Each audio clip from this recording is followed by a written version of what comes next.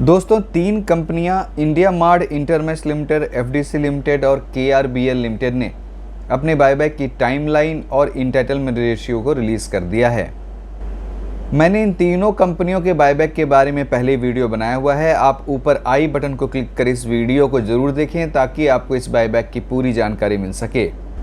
इन तीनों बायबैक की timeline same है, तो मैंने सोचा क्यों ना इन तीनों बायबैक को एक साथ कवर किया जाए और बहुत ही सिंपल तरीके से। तो चलिए हम लोग इस वीडियो में आगे बढ़ते हैं।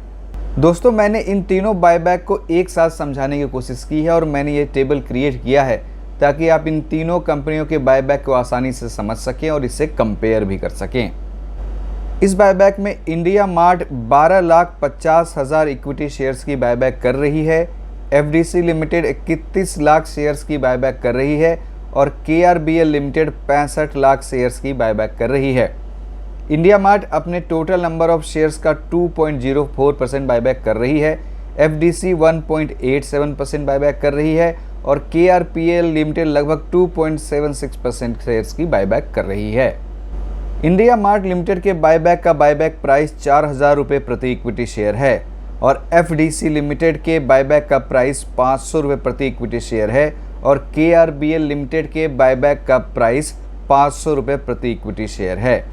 अगर हम लोग 29 तारीख के क्लोजिंग मार्केट प्राइस से इस बायबैक के प्राइस को कंपेयर करें तो अभी इंडिया मार्ट का बायबैक 32.5% के प्रीमियम पर है, एफडीसी लिमिटेड का बायबैक भी 32.5% के ही प्रीमियम पर है और केआरबीएल लिमिटेड का बायबैक 27.6% के प्रीमियम पर है। दोस्तों, ये तीनों बायबैक टेंडर ऑफर रूट से किया जा रहा है और टेंडर ऑफर रूट में जितने नंबर ऑफ शेयर्स की बायबैक करनी है उसका 15% स्मॉल शेयर होल्डर्स के लिए रिजर्व रखा जाता है।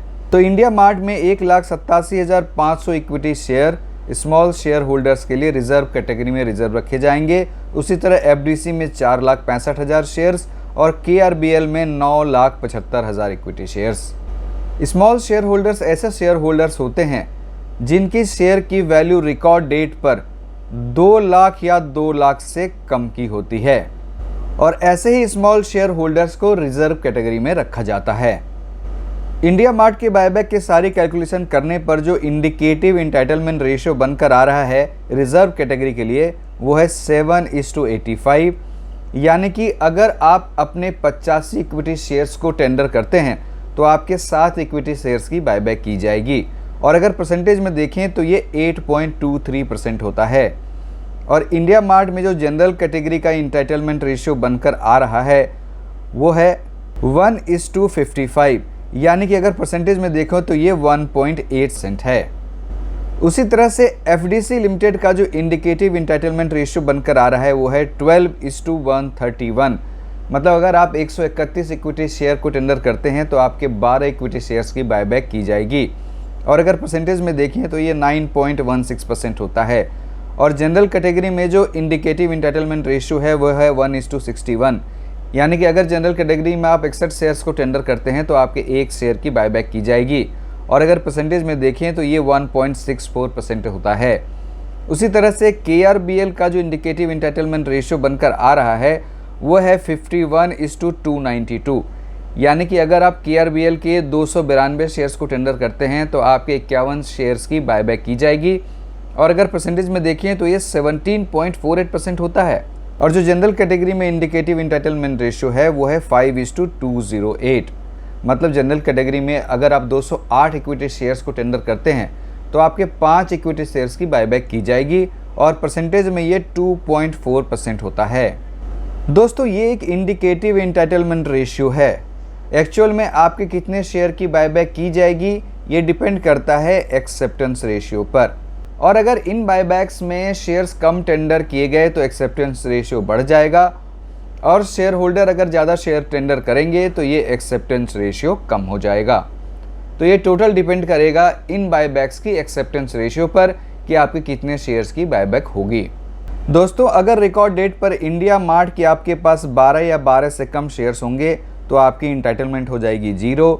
एफडीसी लिमिटेड के रिकॉर्ड डेट पर अगर आपके पास 11 या 11 से कम शेयर्स होंगे तो आपकी इंटाइटलमेंट हो जाएगी 0 और केआरबीएल लिमिटेड के 5 या 5 से कम शेयर्स होंगे रिकॉर्ड डेट पर तो आपकी इंटाइटलमेंट हो जाएगी 0। लेकिन आप एडिशनल शेयर्स को टेंडर कर सकते हैं और सारे शेयर्स के टेंडर होने के बाद भी कंपनी को बायबैक के लिए शेयर्स बच जाते हैं तो कम से कम एक शेयर की बायबैक की प्रेफरेंस दी जाएगी।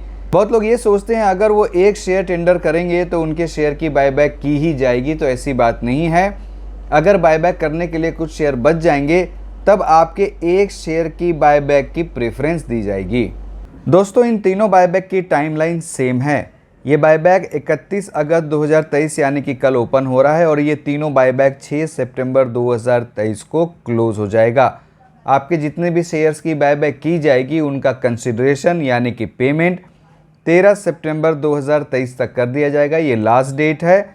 और जितने भी शेयर्स की बायबैक हो जाएगी उन्हें 25 सितंबर 2023 तक एक्सटिंग्विश कर दिया जाएगा। दोस्तों, इंडिया मार्ट और एफडीसी बायबैक के लिए link in time India private limited को रजिस्ट्रार की तरह अपॉइंट किया गया है और इनकी वेबसाइट है www.linkintime.co.in। और KRBL लिमिटेड के लिए अलंकित असाइनमेंट्स लिमिटेड को रजिस्ट्रार की तरह अपॉइंट किया गया है और इनकी वेबसाइट है www.alankit.com।